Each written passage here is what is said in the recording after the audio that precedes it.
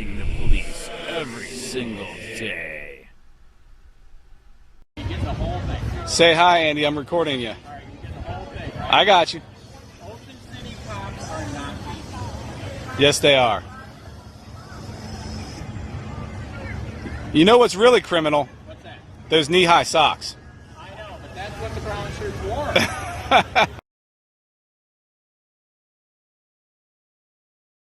In 2021, the police took a page out of the NSA's playbook, 2021 in Review. By Jennifer Lynch, December 31, 2021. With increasing frequency, law enforcement has been using unconstitutional, suspicionless digital dragnet searches in an attempt to identify unknown suspects in criminal cases. Whether these searches are for everyone who was near a building where a crime occurred or who searched for a keyword like bomb or who shares genetic data with a crime scene DNA sample, 2021 saw more and more of these searches and more attempts to push back and rein in unconstitutional law enforcement behavior. While dragnet searches were once thought to be just the province of the NSA, they are now easier than ever for domestic law enforcement to conduct as well. This is because of the massive amounts of digital information we share knowingly or not with companies and third parties. This data, including information on where we've been, what we've searched for, and even our genetic makeup, is stored in vast databases of consumer-generated information, and law enforcement has ready access to it frequently without any legal process. All of this consumer data allows police to, essentially, pluck a suspect out of thin air. EFF has been challenging unconstitutional dragnet searches for years, and we're now seeing greater awareness and pushback from other organizations, judges, legislators, and even some companies. This post will summarize developments in 2021 on one type of dragnet suspicionless search: reverse location data searches. Reverse location searches, geofence warrants and location data brokers. Reverse location searches allow the police to identify every device in a given geographic area during a specific period of time in the past, as well as to track people's paths of travel. Geographic areas can include city blocks full of people unconnected to the crime, including those living in private residences and driving on busy streets. Unlike ordinary searches for electronic records, which identify a suspect, account, or device in advance of the search, reverse location searches essentially work backward by scooping up the location data from every device in hopes of finding one that might be linked to the crime. The searches therefore allow the government to examine the data from potentially hundreds or thousands of individuals wholly unconnected to any criminal activity and give law enforcement unlimited discretion to try to pinpoint suspect devices, discretion that can be deployed arbitrarily and invidiously. Two main types of reverse location searches gained prominence in 2021, geofence warrants and searches of location data generated by device applications and aggregated and sold by data brokers. Geofence warrants. The first type of search, a geofence warrant, is primarily directed at Google. Through these warrants, police are able to access precise location data on the vast majority of Android device users and other Google account holders, including iPhone users. This data comes from Wi-Fi connections, GPS, and Bluetooth signals, and cellular networks, and allows Google to estimate a device's location to within 20 meters or less. Using the data, Google can infer where a user has been, the path they took to get there, and what they were doing at the time. Google appears to be disclosing location data only in response to court-authorized warrants. In 2021, we learned more about just how prevalent the use of geofence warrants has become. Over the summer, Google released a transparency report showing it had received approximately 20,000 geofence warrants between 2018 and 2020.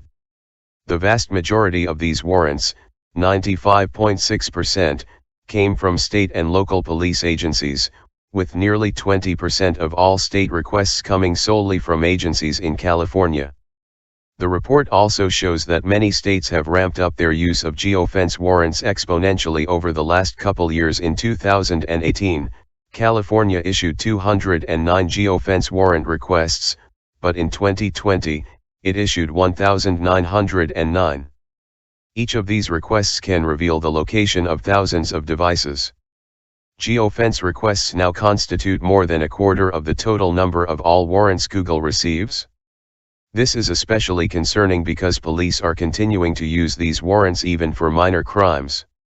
And, as the markup discovered following Google's report, agencies have been less than transparent about their use of the search technique. There are huge discrepancies between Google's geofence warrant numbers and the data that California police agencies are disclosing to the state, data that they are explicitly required to report under state law.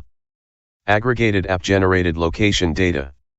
In 2021, we also learned more about searches of aggregated app-generated location data. With this second type of reverse location search, the government is able to access location data generated by many of the applications on users' phones. This data is purportedly de-identified and then aggregated and sold to various shady and secretive data brokers who resell it to other data brokers and companies and to the government. Unlike geofence warrants directed to Google, neither the data brokers nor the government seem to think any legal process at all is required to access these vast treasure troves of data that the New York Times described as accurate to within a few yards and in some cases updated more than 14,000 times a day. And although the data brokers argue the data has been anonymized, data like this is notoriously easy to re-identify. In 2020, we learned that several federal agencies, including DHS, the IRS, and the U.S. military, purchased access to this location data and used it for law enforcement investigations and immigration enforcement. In 2021, we started to learn more about how this data is shared with state and local agencies as well. For example, data broker PIVACEK shared raw, individually identifiable GPS data with the Washington, D.C. local government, providing the government with 6 months of regular updates about the locations of hundreds of thousands of people as they moved about their daily lives. Ostensibly, this data was meant to be used for COVID research, but there appears to have been nothing that truly prevented the data from ending up in the hands of law enforcement.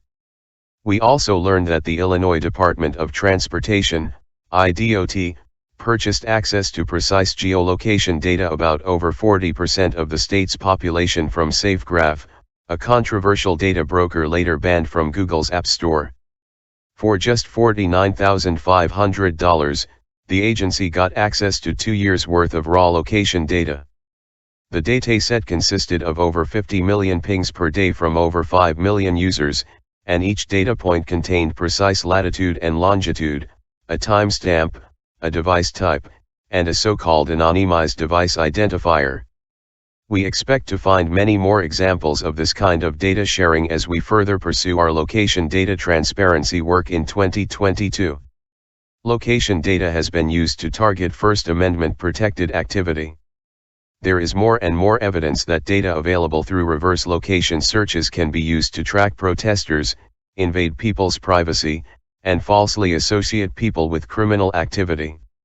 In 2021, we saw several examples of law enforcement trolling Google location data to identify people in mass gatherings, including many who were likely engaged in First Amendment protected political protests. The FBI requested geofence warrants to identify individuals involved in the January 6 riot at the U.S. Capitol. Minneapolis police used geofence warrants around the time of the protests following the police killing of George Floyd, catching an innocent bystander who was filming the protests. An ATF used at least 12 geofence warrants to identify people in the protests in Kenosha, Wisconsin following the police shooting of Jacob Blake. One of these warrants encompassed a third of a major public park for a 2-hour window during the protests. Efforts to push back on reverse location searches. In 2021, we also saw efforts to push back on the increasingly indiscriminate use of these search techniques. We called on Google to both fight geofence warrants and to be much more transparent about the warrants it's receiving, as did the Surveillance Technology Oversight Project and a coalition of 60 other organizations. Both Google and Apple pushed back on shady location data aggregators by banning certain SDKs from their app stores and kicking out at least one location data broker entirely. There were other efforts in both the courts and legislatures. While we are still waiting on rulings in 2 criminal cases involving geofence warrants, People v. Dawes, we filed an amicus brief, and United States v. Cuntry, a case being litigated by the National Association of Criminal Defense Lawyers. Judges in other parts of the country have been proactive on these issues. In 2021, a Kansas federal magistrate judge issued a public order denying a government request for a geofence warrant, joining several other judges from Illinois who issued a series of similar orders in 2020.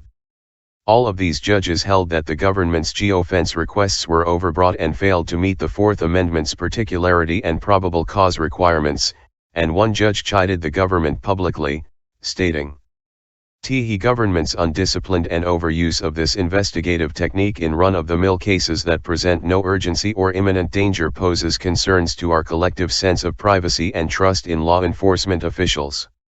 We're hoping the judges in Dawes and Cuntry follow these magistrate judges and find those respective geofence orders unconstitutional as well." In the meantime, however, the Fourth Circuit Court of Appeals, sitting en banc, issued a great ruling over the summer in a case that could have ramifications for reverse location searches. In Leaders of a Beautiful Struggle v. Baltimore Police Department, the court held that Baltimore's use of aerial surveillance that could track the movements of every person and vehicle across the city violated the Fourth Amendment. We filed an amicus brief in the case. The court recognized that, even if the surveillance program only collected data in shorter snippets of several hours or less, that was enough to yield a wealth of detail greater than the sum of the individual trips and to create an encyclopedic record of where those people came and went. Also, crucially, the court recognized that, even if people were not directly identifiable from the footage alone, police could distinguish individuals and deduce identity from their patterns of travel and through cross-referencing other surveillance footage like ALPR and security cameras. This was sufficient to create a Fourth Amendment violation. Like the reverse location searches discussed in this post, police could have used the Baltimore program to identify everyone who was in a given area in the past, so the ruling in this case will be important for our legal work in 2022 and beyond. Finally, in 2021 we also saw legislative efforts to curb the use of reverse location search techniques.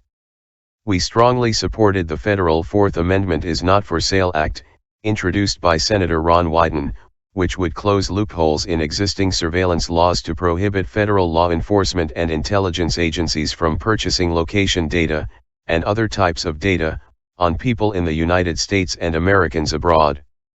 The bill has bipartisan support and 20 co-sponsors in the Senate, and a companion bill has been introduced in the House.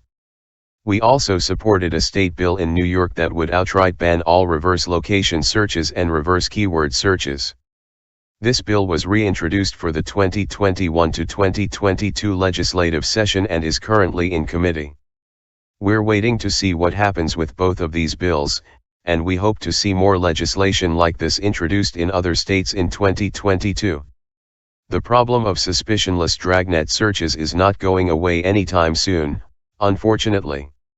Given this, we will continue our efforts to hold the government and companies accountable for unconstitutional data sharing and digital dragnet searches throughout 2022 and beyond. This article is part of our Year in Review series. Read other articles about the fight for digital rights in 2021.